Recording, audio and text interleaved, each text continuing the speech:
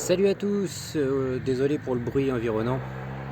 Aujourd'hui, on va parler de 5 bonnes raisons de planter des arbres au potager qui se trouvent derrière moi, par exemple, ou chez vous, bien sûr.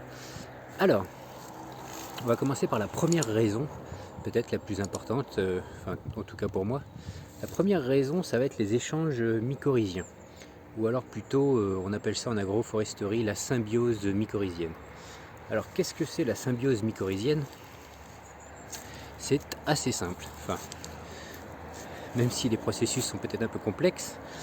Donc, les plantes du potager vont faire la liaison avec les arbres par l'intermédiaire d'un champignon. Et donc, les deux vont s'échanger. C'est un échange donnant-donnant. La plante va envoyer des sucres issus de la photosynthèse via le système de champignons qui se trouve dans le sol, à l'arbre. Je ne sais pas si tu as suivi.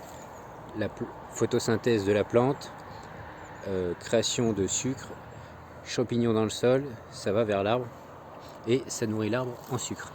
Et en échange, l'arbre va envoyer des minéraux qu'il va aller puiser lui profondément, encore une fois via le champignon, dans les plantes. Donc c'est pour ça qu'il est très intéressant d'ajouter au moins une fois au démarrage d'un potager du BRF sur son sol. Là il y en a derrière, je ne sais pas si vous voyez, pour favoriser l'arrivée des champignons et leur mise en place, puis ensuite ça va se faire naturellement. Donc première bonne raison, les échanges, la symbiose mycorhizienne entre plantes et arbres. Le deuxième gros intérêt d'installer des arbres au potager, là je vais vous montrer par exemple derrière, je ne sais pas si vous voyez, hop, un saule, et puis il y a 5-6 arbres dans cette parcelle là, pêchers, figuiers, etc. La deuxième bonne raison, c'est que ça favorise la biodiversité. Et si vous avez à peu près compris le fonctionnement d'un écosystème, moi ce que j'en ai compris, c'est que biodiversité égale équilibre en quelque sorte de l'écosystème, c'est-à-dire que tout le monde échange avec tout le monde s'équilibre l'un avec l'autre. Les uns vont repousser les nuisibles de l'autre, etc. Donc plus on favorise la biodiversité, plus meilleur on a un équilibre dans son jardin. Donc ça c'était la deuxième bonne raison, la biodiversité. Ensuite, il y a la création de l'ombre. Un arbre, quand il grandit, il crée de l'ombre. Et donc, forcément, à un moment donné de la journée, il va faire de l'ombre sur vos plants de légumes. Et vos plants de légumes vont bénéficier de cette ombre. Ce n'est pas un... Ce n'est pas un inconvénient, bien au contraire, c'est plutôt un avantage. Parce que même, par exemple, un plant de tomate, en plein cagnat l'été, il stoppe la photosynthèse et il s'arrête de croître si la température est extrême, et donc ça ne lui plaît pas. Donc ce même plant, si pendant 2 à 3 heures de la journée il se retrouve à l'ombre d'un arbre, en fait pour lui la température va chuter un petit peu et il sera beaucoup plus en forme pour vous produire des belles tomates. Et ça bien sûr ça équivaut pour de toute façon, ça équivaut à peu près pour toutes les plantes qui sont dites non pionnières, quoi, hein. Il n'y a que les plantes pionnières qui sont censées pouvoir supporter et croître en plein soleil tout le temps. Hein. Donc ça, c'était la troisième bonne raison, c'était que des arbres, ça fait de l'ombre. Ensuite, on va parler de 2 raisons qui vont peut-être vous faire sourire, mais qui, je pense, ont l'intérêt. La première, c'est que un arbre, c'est ni plus ni moins qu'une antenne d'électroculture naturelle. Donc je ne sais pas si vous avez regardé les nombreux travaux qu'on trouve aujourd'hui sur internet, sur YouTube, changer de main.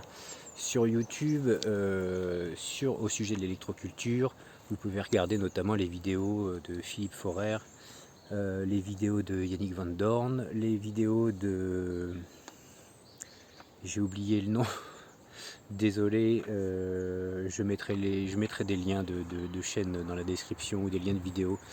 Mais je me rappelle plus, je revois bien la personne, bref, peu importe, mais enfin, si vous cherchez un petit peu sur YouTube, sur internet, l'électroculture, vous allez trouver des informations et vous allez pouvoir voir. J'ai moi-même fait, je place ça dans l'électroculture des anneaux de Lakhovsky autour des arbres. Je vous ai fait une vidéo d'ailleurs là-dessus. Donc, si vous regardez par exemple les travaux de Philippe Forer, je crois que c'est un peu les vidéos les plus connues sur le sujet, et on voit tout de suite des résultats. Donc, c'est donc un mât métallique avec une antenne, une espèce de, pas de hérisson pour ramoner, mais presque, pointé vers le haut en zinc. Et tout ça c'est piqué dans le sol et c'est relié à une espèce de grillage dans le sol. Et donc cette antenne est censée capter de l'énergie cosmique, on va dire, hein, parce que cosmique en haut, tellurique dans le sol. Et donc convertit l'énergie cosmique en énergie finalement tellurique et ça vient bénéficier, enfin profiter aux plantes. Et les plantes poussent et croissent beaucoup mieux aux abords d'une antenne d'électroculture comme ceci.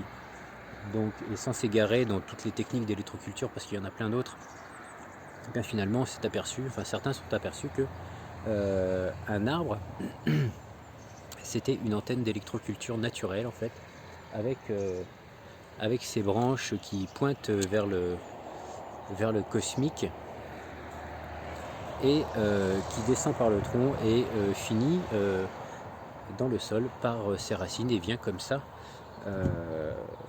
diffuser toute cette énergie dans le sol et faire profiter encore une fois aux légumes environnants, aux plants de tomates, tout ce qu'on veut, tout ce qui est biodiversité environnante, tout ça profite de cette énergie grâce aux arbres. Et ensuite, dernière petite bonne raison hein, quand même, c'est que voilà, un arbre, hein, petit soit-il, en fait c'est un perchoir, c'est des perchoirs pour les oiseaux. Et les oiseaux ont leur intérêt parce qu'ils apportent beaucoup de choses. Donc premièrement, ils sont mangeurs pour certains d'insectes qui pourraient être nuisibles au potager. Donc ils viennent faire une pause sur un arbre qui se trouve dans le potager et qui voit une petite bestiole à manger. Ils ne vont pas se priver d'aller la manger. Et puis nous, en contrepartie, ça nous fera des légumes qui seront moins attaqués. Donc pour les oiseaux, c'est la première bonne raison. La deuxième bonne raison, même si elle est, je pense, un petit peu minime, mais c'est toujours bon à prendre et c'est gratuit, c'est que bon, forcément, les oiseaux vont faire leurs besoins au pied des arbres et ou au-dessus du potager quand ils vont passer pour se poser sur les arbres. Et le troisième intérêt des oiseaux, c'est que, et également il y a eu des études là-dessus, je crois que Yannick Van Dorn en parle aussi, c'est que le chant des oiseaux a une influence sur la pousse des végétaux. Donc, encore une fois, certains vont peut-être sourire, mais des expériences ont été menées. Encore une fois, si vous cherchez un petit peu sur Internet, vous allez trouver ces expériences et les résultats qui sont mis en évidence quant au chant des oiseaux, enfin l'influence des chants des oiseaux sur les végétaux, que ce soit d'ailleurs les arbres, donc ça va être bénéfique pour l'arbre et puis ça va être bénéfique pour les légumes qui vont se trouver autour. Donc d'ailleurs je ne sais pas si vous entendez, mais derrière moi il y a des chants d'oiseaux. Voilà, bon j'ai un peu le soleil dans la tronche, donc je vais vous laisser sur, j'allais dire ces bonnes paroles, à vous de juger si c'est des bonnes paroles ou pas. Mais en attendant, n'hésitez pas à me mettre le petit pouce, n'hésitez pas à me laisser des commentaires, à me donner votre avis, moi ça m'intéresse toujours. N'hésitez pas bien sûr à vous abonner, activer la cloche. Je vous dis à la prochaine, salut.